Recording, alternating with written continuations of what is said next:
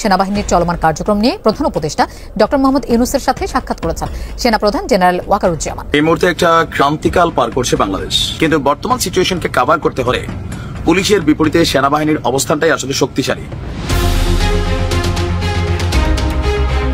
এদিকে এবার সেনাপ্রধান ও ডক্টর ইউনূসের বৈঠকের পর দেশের পরিস্থিতি নতুন মোড় নিয়েছে। সেনাপ্রধান ক্ষমতা নিয়ে ভয়াবহ পদক্ষেপ নেন।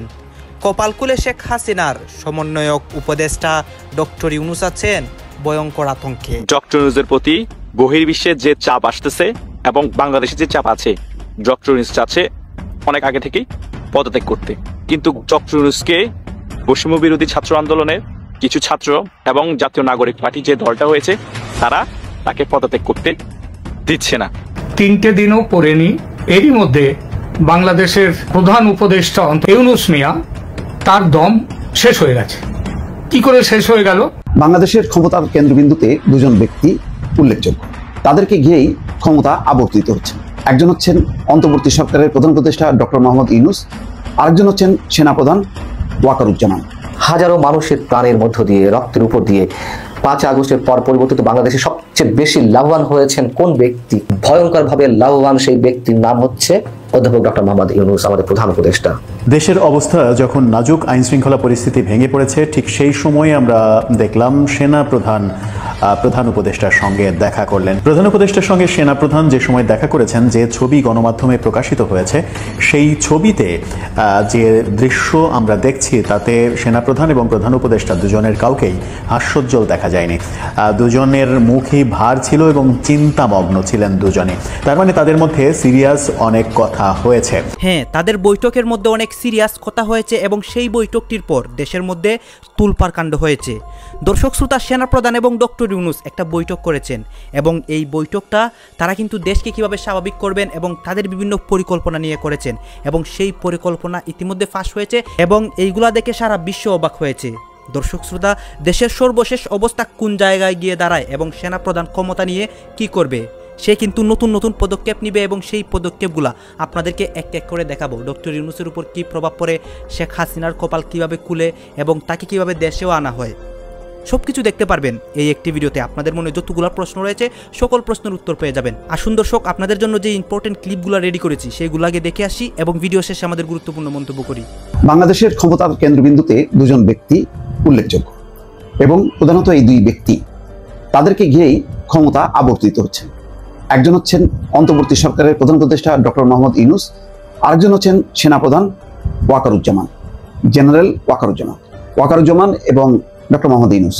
তাদের দুজনের কম্বিনেশন যত ভালো হবে তত বেশি রাষ্ট্র ক্ষমতা পরিচালনাটা ভালো হবে এবং কোনো রকম অনাসৃষ্টি হওয়া, কোনো রকম সংকট তৈরি হওয়া সেটা হবে না। এটা সবসময়ের জন্য সত্য। আমরা জানি যে সরকার প্রধানের সঙ্গে যদি সেনাপ্রধানের একটা ভালো সংযোগ থাকে, সংযুক্তি থাকে, তাহলে চমৎকারভাবে দেশ এগিয়ে যায়। খেয়াল করেন, শেখ হাসিনার সঙ্গে শেষ সময় ওই 5ই আগস্ট কিন্তু সেনাপ্রধান একমত ছিলেন না। শেখ হাসিনা চেয়েছেন ক্ষমতায় থাকতে সেনাবাহিনীকে ব্যবহার করতে, সেনাপ্রধান সেটা চাননি। এখন পর্যন্ত গত 7.5 মাসে নানা রকম গুঞ্জন আছে যে ডক্টর মোহাম্মদ ইউনূস কতদিন থাকবেন, কতদিন থাকতে চান, আর সেনাপ্রধান দেশে একটি অন্তর্বর্তী সরকারের কি একটি লম্বা সময় চান নাকি দ্রুত একটি নির্বাচন চান। তিনি একটা নির্বাচন সম্পর্কেও কথা বলেছেন, 18 মাসের মধ্যে নির্বাচন। এর মধ্যে সেনাবাহিনীর যে দায়িত্ব পালন, অর্থাৎ লম্বা সময় ধরে যে সেনাবাহিনী আইন শৃঙ্খলা পরিস্থিতি নিয়ন্ত্রণের জন্য কাজ করছে, নিয়েও নানা রকম কথা তিনি অকপটে বলেছেন। সাবেক সেনা কর্মকর্তাদের সামনে পিলখানা হত্যাকাণ্ড, আইন শৃঙ্খলা বাহিনীর ভূমিকা, সরকারের মেয়াদ, নির্বাচন, নানা বিষয়ে তিনি মুক্ত আলোচনা করার পর থেকেই কিন্তু একটি আলোচনা বিভিন্ন মহলে যে হয়তো কোনো কোনো ক্ষেত্রে ডক্টর মোহাম্মদ ইউনূস যা মনে করছেন ওয়াকারুজ্জামান সেটি মনে করছেন না। এমন যখন আলোচনা রাজনৈতিক অঙ্গনে, তখন একটা ভিন্ন চেহারায় দেখা গেল ডক্টর মোহাম্মদ ইউনূস এবং ওয়াকারুজ্জামানকে। তারা দুইজন বৈঠক করেছেন এবং যমুনায় এই বৈঠকটি হয়েছে। খবরে বলা হচ্ছে যে প্রধান উপদেষ্টার সঙ্গে সেনা প্রধানের এটি সৌজন্য সাক্ষাৎ। তবে ব্যতিক্রমী, এর আগেও ঠিক এইভাবেই তিনি ডক্টর মোহাম্মদ ইউনূস তার চেয়ারে বসেননি, তিনি অতিথিদের চেয়ারে বসেছেন এবং আরেকজন আরেকটি অতিথির চেয়ারে বসছেন জেনারেল ওয়াকারুজ্জামান। দুজন মুখোমুখি হয়েছেন। ডক্টর মোহাম্মদ ইউনূস তার চেয়ারে বসতে পারতেন, তার মুখোমুখি বিপরীত সাইডে বসতে পারতেন ওয়াকারুজ্জামান, কিন্তু এখানে কিন্তু যেই ছবিটা দেখা যাচ্ছে সেই ছবিতে তেমনটা না, ছবিটা খুবই ইনফর্মাল। তার মানে ইনফর্মাল কি অনেক আলোচনা হয়েছে নাকি? সেই সব আলোচনা বা সব কথা কিন্তু গণমাধ্যমে আসে না, কিন্তু বডি ল্যাঙ্গুয়েজ থেকে, ছবি দেখে, পরিস্থিতি বুঝে মানুষের মধ্যে অনেক রকম আলোচনা আসে। দর্শক, সেই আলোচনাটাই আসলে করবো, তবে প্রসঙ্গের বাইরে যাব না। যেমন সংবাদ বিজ্ঞপ্তিতে, এই বৈঠকের সৌজন্য সাক্ষাতের যে সংবাদ বিজ্ঞপ্তিতে যেটা বলা হচ্ছে যে কেন সেনাপ্রধান ডক্টর মোহাম্মদ ইউনূসের সঙ্গে সাক্ষাৎ করেছেন, সেখানে বলা হচ্ছে সেনাপ্রধান দেশের সামগ্রিক নিরাপত্তা পরিস্থিতি, সেনাবাহিনীর চলমান কার্যক্রম সম্পর্কে প্রধান উপদেষ্টাকে অবহিত করেন। পাশাপাশি দেশের উন্নয়ন এবং স্থিতিশীলতার জন্য সেনাবাহিনীর বিভিন্ন পদক্ষেপ নিয়ে আলোচনা করেন। আলোচনাকালে সেনাপ্রধান তার সাম্প্রতিক সেন্ট্রাল আফ্রিকান রিপাবলিক সফরের বিষয়ে প্রধান উপদেষ্টাকে অবহিত করেন। সফরটি দুই দেশের মধ্যকার সম্পর্ক উন্নয়ন এবং সামরিক সহযোগিতা বাড়াতে সহায়ক ভূমিকা রাখবে বলে সেনাপ্রধান আশা প্রকাশ করেন। সংবাদ বিজ্ঞপ্তিতে বলা হচ্ছে সদ্য সমাপ্ত বিবিধ বঞ্চিত সেনা কর্মকর্তাদের সুবিচার নিশ্চিতকরণ সংক্রান্ত উচ্চপদস্থ পর্ষদের মূল্যায়ন সুপারিশ এবং বিবিধ কারণে চাকরিচ্যুত জেসিও এবং অন্যান্য পদবীর সেনা সদস্যদের চলমান উচ্চ পদস্থ পর্ষদের অগ্রগতির বিষয়ে প্রধান উপদেষ্টাকে অবহিত করেন সেনা প্রধান। অর্থাৎ সেনাবাহিনী থেকে অনেকে চাকরিচ্যুত হয়েছেন এবং সেটা যৌক্তিক নাকি অযৌক্তিক, পরিবর্তিত রাজনৈতিক প্রেক্ষাপটে সেনাবাহিনী সেটি তদন্ত করেছে, তারা একটা কমিটি করে পর্যালোচনা করেছে, সেই বিষয়টি হয়তো প্রধান উপদেষ্টাকে বলেছে। এছাড়া জুলাই আগস্ট গণঅভ্যুত্থানে আহত ছাত্র জনতার চিকিৎসায় সেনাবাহিনীর বিভিন্ন পদক্ষেপ সম্পর্কেও তিনি প্রধান উপদেষ্টাকে অবহিত করেন। সংবাদ বিজ্ঞপ্তিতে বলা হচ্ছে প্রধান উপদেষ্টা সেনাবাহিনীর ভূমিকা এবং অবদানের প্রশংসা করেন, ভবিষ্যৎ কার্যক্রমের সেনাবাহিনীকে প্রয়োজনীয় দিক নির্দেশনা প্রদান করেন। তিনি আশা প্রকাশ করেন দেশের সার্বভৌমত্ব এবং নিরাপত্তা নিশ্চিত করতে সেনাবাহিনী তাদের পেশাদারি এবং নিষ্ঠার সঙ্গে দায়িত্ব পালন অব্যাহত রাখবে। এটা হলো ফর্মাল কথাবার্তা। ইনফর্মাল কোনো কথাবার্তা আছে? এটা কিন্তু আমরা জানি না। কিন্তু কিভাবে জানবো? আমরা জানবো এই বৈঠকের পর প্রধান উপদেষ্টা কোনো সিদ্ধান্ত দেন কিনা, কোনো বিষয়ে এমন কোনো অ্যানাউন্সমেন্ট দেন কিনা যে এই অ্যানাউন্সমেন্টটা শুনলে বোঝা যাবে যে সেনাপ্রধানের সঙ্গে এই প্রধান উপদেষ্টার এই বৈঠকটি নিছক সৌজন্য সাক্ষাৎ ছিল না। এর পেছনে ভবিষ্যৎ বাংলাদেশের রাজনৈতিক যে পদক্ষেপ, নির্বাচন কবে হবে, কবে সংস্কার কাজ শেষ হবে, তারপরে বিদ্যমান যেই আইন শৃঙ্খলা পরিস্থিতি সহ চলমান বিভিন্ন বাহিনীর মধ্যে যে অসন্তোষ, এই মুহূর্তে একটা ক্রান্তিকাল পার করছে বাংলাদেশ। বর্তমান সরকারের যিনি প্রধান উপদেষ্টা আছেন ডক্টর মোহাম্মদ ইউনূস, এক হাতে অনেক কিছু তাকে সামলাতে হচ্ছে। স্বাভাবিকভাবেই আওয়ামী লীগ যেহেতু ক্ষমতা হারিয়েছে, তো ক্ষমতা হারানোর পর নানানভাবে পলিটিক্যালি সরকারকে ডিস্টারবেন্স করবে, এটাই বাস্তব। আর এই জায়গায় বিএনপি যদি ক্ষমতা হারাইতো, জামাতও হারাইতো, এরকম একদম হাতের মুঠ থেকে একটা জিনিস সরে গেল, সো এটার তো একটা জ্বালা পোড়া থাকবেই, তাই না? এর পাশাপাশি আপনি দেখেন যে মার্কিন যে গোয়েন্দা প্রধান ভারতে আসলো, তার যে বক্তব্য, সেটাকে কেন্দ্র করে একটা আন্তর্জাতিক চাপের মুখে আছে সরকার। দেশের অভ্যন্তরে বিভিন্ন জায়গায় মব জাস্টিস, আইন শৃঙ্খলার পরিস্থিতির অনেকটা উন্নতি হলেও এখনো অনেক জায়গায় অনেক কিছুই সামলাতে বেগ পেতে হচ্ছে ডক্টর মোহাম্মদ ইউনূসকে। কথা ছিল সেনাবাহিনী খুব বেশি দিন মাঠে থাকবে না, কিন্তু বর্তমান সিচুয়েশনকে কাভার করতে হলে পুলিশের বিপরীতে সেনাবাহিনীর অবস্থানটাই আসলে শক্তিশালী। রাইট নাও আজকে আমরা দেখছি যে চেকপোস্ট থেকে আস্ত পুলিশে ডাকাতরা তুলে নিয়ে গেছে। বিষয়টা আপনি বুঝতে পারছেন যে কোন লেভেলে পুলিশের প্রতি মানুষের ভয়টা ভেঙে গেছে। এই সার্বিক পরিস্থিতিকে কন্ট্রোল সহ আগামী নির্বাচন ইস্যুতে একটা বিশেষ বৈঠক হয়েছে সেনাপ্রধান এবং ডক্টর মোহাম্মদ ইউনূসের মধ্যে। সেনাবাহিনী প্রধান জেনারেল ওয়াকারুজ্জামান এবং অন্তর্বর্তী সরকারের প্রধান উপদেষ্টা ডক্টর মোহাম্মদ ইউনূসের একটা বৈঠক হয়েছে রাষ্ট্রীয় অতিথি ভবন যমুনায়।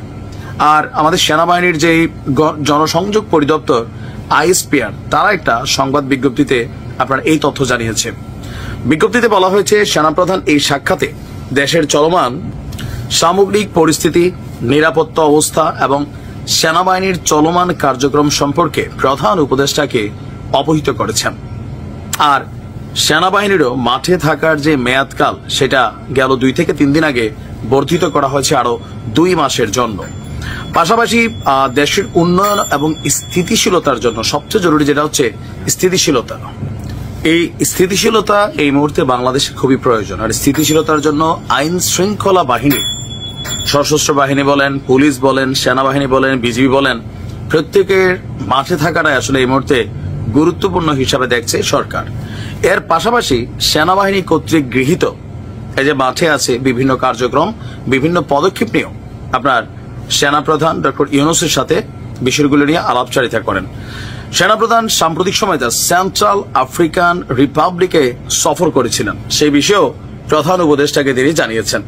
প্রধান উপদেষ্টা সেনাবাহিনীর ভূমিকা এবং অবদানের প্রশংসা করেন এবং ভবিষ্যতে নির্বাচন সময় পর্যন্ত বা এর পরবর্তী যে সময়কাল আছে ওই সময়কালে সেনাবাহিনীকে কি করতে হবে, কিভাবে মার্কেট বা দেশকে পরিচালিত করতে হবে রাইট নাও, এ সকল ব্যাপারে গুরুত্বপূর্ণ দিক নির্দেশনা দিয়েছেন এবং তিনি আশা করেছেন দেশের সার্বভৌমত্ব ও নিরাপত্তা নিশ্চিত করতে সেনাবাহিনী তাদের পেশাদারিত্ব নিষ্ঠার সাথে তারা পালন করবে। তো এই বৈঠকটা খুব যে বেশি গুরুত্বপূর্ণ আবার খুব যে বেশি গুরুত্বহীন তাও না, কারণ আমরা দেখেছি গেল 7 মাসে সম্ভবত প্রতি 2-1 মাস পরপরই সেনাপ্রধান এবং প্রধান উপদেষ্টা তাদের মধ্যে বৈঠক হয়। দর্শক, শুরুতেই একটি সহজ প্রশ্ন। হাজারো মানুষের প্রাণের মধ্য দিয়ে, রক্তের উপর দিয়ে 5 আগস্টের পর পরিবর্তিত বাংলাদেশে সবচেয়ে বেশি লাভবান হয়েছেন কোন ব্যক্তি, কোন প্রতিষ্ঠান বা গোষ্ঠীটি? আমি নিশ্চিত সবাই চোখ বন্ধ করে বলে দিতে পারবেন ভয়ঙ্করভাবে লাভবান সেই ব্যক্তির নাম হচ্ছে অধ্যাপক ডক্টর মোহাম্মদ ইউনূস, আমাদের প্রধান উপদেষ্টা। তিনি সরকার প্রধান তো হয়েছেনই, এর পাশাপাশি বিভিন্ন সুযোগ সুবিধা যেভাবে তিনি হাতিয়ে নিচ্ছেন, আমি হাতিয়ে শব্দটা ইচ্ছাকৃতভাবে উল্লেখ করছি, মানুষের ক্ষমতা ব্যবহারের মধ্য দিয়ে যে কিছু নিতে গেলে একটা চক্ষু লজ্জা থাকে, আমার মনে হয় আমাদের প্রধান উপদেষ্টার তাও নেই। এবং সবশেষ তিনি যে হাতিয়ে নিয়েছেন তা হচ্ছে একটি বিশ্ববিদ্যালয়, তার নেতৃত্বে গ্রামীণ ট্রাস্টের অধীনে পরিচালিত হবে এই গ্রামীণ বিশ্ববিদ্যালয়। এবং এই গ্রামীণ বিশ্ববিদ্যালয় সহ বাংলাদেশে এই মুহূর্তে অনুমোদিত বেসরকারি বিশ্ববিদ্যালয়ের সংখ্যা 116টি। আমি সংখ্যাটি ইচ্ছাকৃতভাবে এখানে উল্লেখ করলাম এই কারণে যে দেশে পাবলিক বিশ্ববিদ্যালয়ের পাশাপাশি যে পরিমাণ বেসরকারি বিশ্ববিদ্যালয় একের পর এক গড়ে উঠছে তা নিয়ে তো সারা বছর সমালোচনা রয়েছে। সমালোচনা এই জন্য যে যেখানে শিক্ষার মানে কোনো উন্নতি হচ্ছে না, গবেষণার জন্য উপযুক্ত কোনো পরিবেশ সৃষ্টি হচ্ছে না, গবেষণার জন্য উপযুক্ত কোনো বরাদ্দ নেই, আন্তর্জাতিক র্যাঙ্কিংয়ে ঢাকা বিশ্ববিদ্যালয়ের মতন বিশ্ববিদ্যালয়ের অবস্থান থাকে তলানিতে, সেখানে একের পর এক বিশ্ববিদ্যালয় এবং সেই কাতারে নাম লেখালেন আমাদের প্রধান উপদেষ্টা। কি আশ্চর্য!